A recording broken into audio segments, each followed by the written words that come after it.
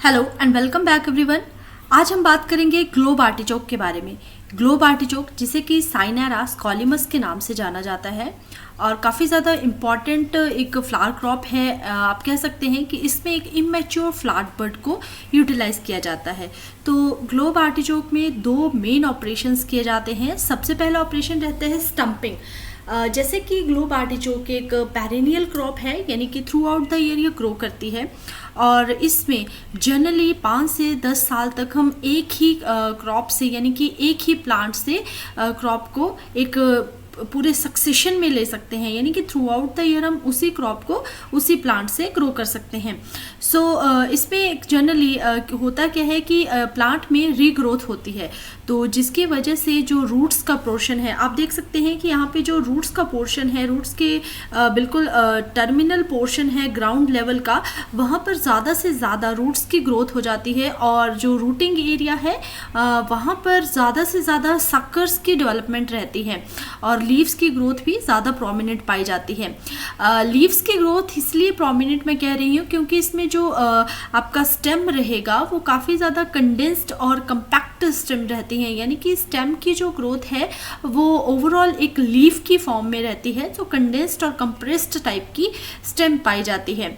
सो जिस वजह से क्या होगा कि जो टर्मिनल पोर्शन है, यानी कि जो ग्राउंड के लेवल का पोर्शन है, वहाँ पर ज़्यादा से ज़्यादा शूट्स की डेवलपमेंट होना स्टार्ट हो जाएगी और जिसकी वजह से ओवर क्राउडिंग, आप यहाँ देख सकते हैं कि ज़्यादा नंबर ऑफ प्लांट्स जब ग्रो करेंगे तो ओवर क्राउडिंग पाई जाएगी और जिसकी वजह से प्लांट का जो विगर है, उसकी जो यूनिफॉर्मिटी है शो करने की to carry out the its vegetative growth, वो काफ़ी कम हो जाएगी और धीरे धीरे प्लांट्स जो है एक सिसेशन ग्रोथ में फेज़ में जाएगा, यानी कि ऐसी ग्रोथ फेज़ जहाँ पर कम प्रोडक्टिविटी होगी फ्लावर बर्ड्स की।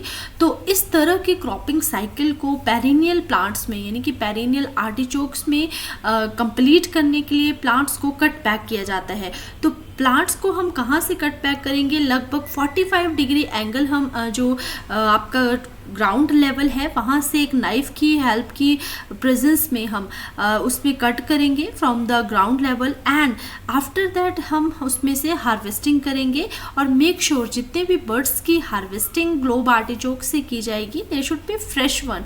एंड इस तरह की प्रैक्टिस को हम स्टम्पिंग कहते हैं। तो स्टम्पिंग एक काफ़ी इंपॉर्टेंट प्रैक्टिस है जो कि आर्टिचोक में प्रैक्टिस की जाती है। स्टम्पिंग में मेजरली हम जितने भी ओल्ड पेयरिंग स्टॉक्स रहते हैं उन्हें रिमूव करेंगे, यानी कि हार्वेस्टिंग से पहले हम कट बैक करेंगे आर्टिचोक के प्लांट को और ये प्रैक्टिस जनरली समर मंथ्स में या बिगिनिंग ऑफ ऑटम सीजन में की जाती है जब लीव्स में येलोइंग होना स्टार्ट हो जाती है। सो काफ़ी इंपॉर्टेंट इंडिकेटर है, जब ये लीव्स में येलोइंग हो जाएगी तभी हम कट बैक करेंगे। सो काफ़ी इंपॉर्टेंट प्रैक्टिस रहती है और इस प्रैक्टिस को हम प्रूनिंग शेयर्स की प्रेजेंस में या प्रूनिंग शेयर्स के थ्रू कैरी आउट करते हैं। प्रूनिंग शेयर्स जो कि 45 डिग्री का एंगल कट करने में हेल्प करते हैं and from the ground level. So this is practice is known as stumping. Stumping में हम mostly जनरली हम बात करें अगर ग्लोब आर्टिचोक की तो उसमें प्लास्टिक कल्चर का यूज़ किया जाता है। प्लास्टिक कल्चर यानी कि the use of irrigation along with the irrigation strategies along with the plastic mulch. So mulch एक इम्पॉर्टेंट प्रैक्टिस रहती है क्योंकि इसमें हम पेरेनियल क्रॉप है तो लीव्स, कंपोस्ट और स्ट्रॉ टाइप के मल्चेस को भी हम यूज़ कर सकते हैं। सो इस प्रैक्टिस से हम नई बर्ड्स को अपीयर होने में हेल्प करेंगे। So the practice which also stimulates the development of new birds and new birds also bears that type of shoots और जिन्हें कि हम vegetative shoots कहेंगे। सो स्टम्पिंग जो है ओवरऑल yield को इंक्रीज करने के लिए की जाती है और दूसरा जो प्रोडक्टिव लाइफ है फील्ड में उसे इम्प्रूव और एनहांस करने के लिए किया जाता है। सो स्टम्पिंग सबसे पहला एक इम्पॉर्टेंट कल्चरल ऑपरेशन है, आप कह सकते हैं इंटरकल्चर ऑपरेशन है जो कि ग्लोब आर्टिचोक में प्रैक्टिस किया जाता है। नाउ सेकेंड इम्पॉर्टेंट जो एक प्रैक्टिस है जो ग्लोब आर्टिचोक में की जाती है दैट इज़ ओवर विंटरिंग।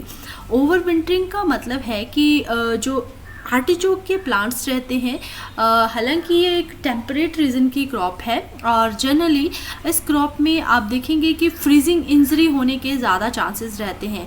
सो जो जितने भी फ्लावर बर्ड्स रहेंगे वो ड्यूरिंग द सेकेंड ईयर या सेकेंड फेज अपनी ग्रोथ साइकिल में they will be susceptible to the freezing injury. So overwintering एक ऐसा ऑपरेशन है जिसमें हम प्रोटेक्ट करेंगे प्लांट्स को फ्रॉम द फ्रीजिंग टेम्परेचर।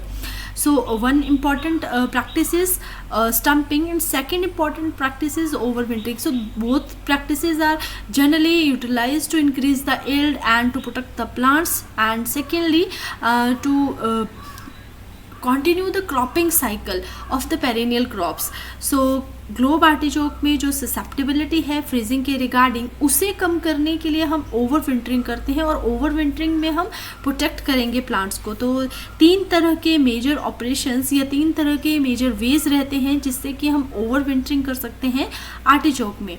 सो सबसे पहला इंपॉर्टेंट ऑपरेशन है insulate the roots with the deep layer of mulch that covers the entire plants and its root zone.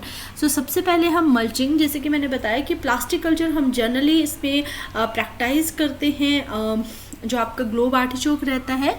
And second important is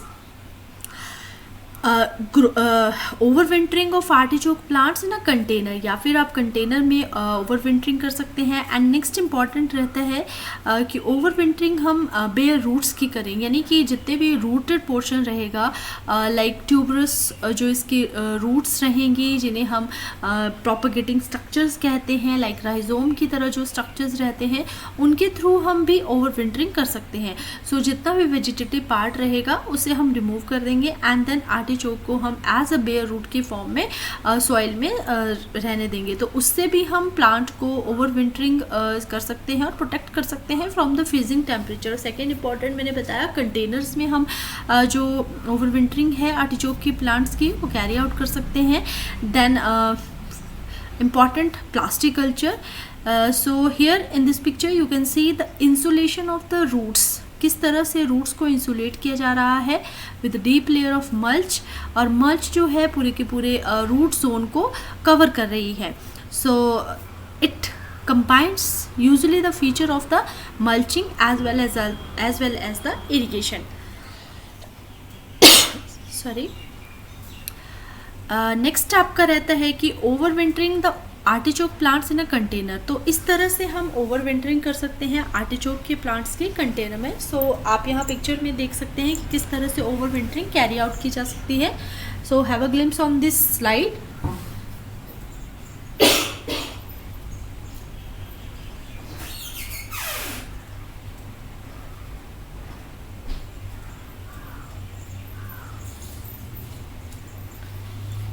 so in this slides आप देख रहे हैं कि किस तरह से जो आर्टिचोक है उसके प्लांट्स को कंटेनर में ग्रो किया गया है। Then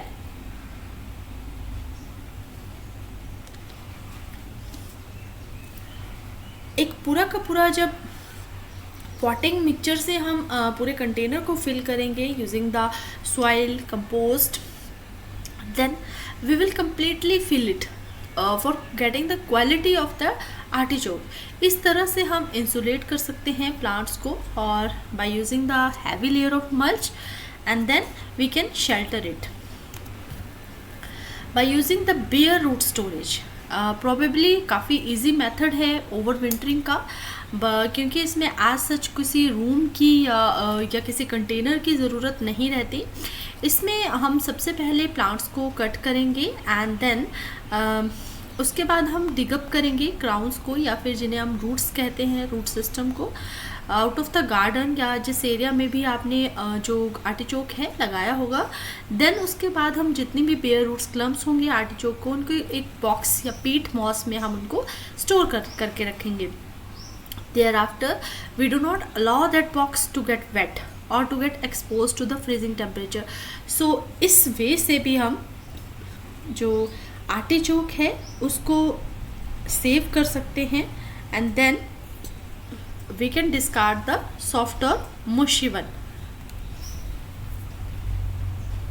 So in this picture you can see the bare roots of artichoke crowns right into the garden, and after that they are hopefully turns into the edible birds.